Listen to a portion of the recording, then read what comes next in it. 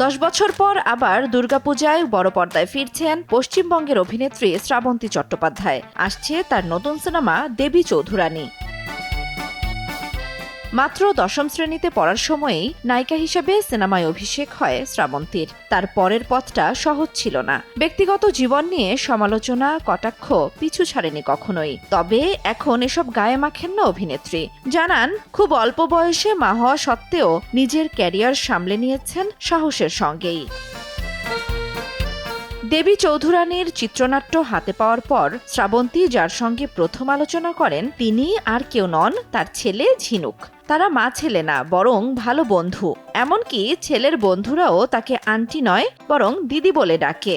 মাত্র 16 বছরের পার্থক্য, তারা একে অপরের ভালো বন্ধু হয়ে গেছেন।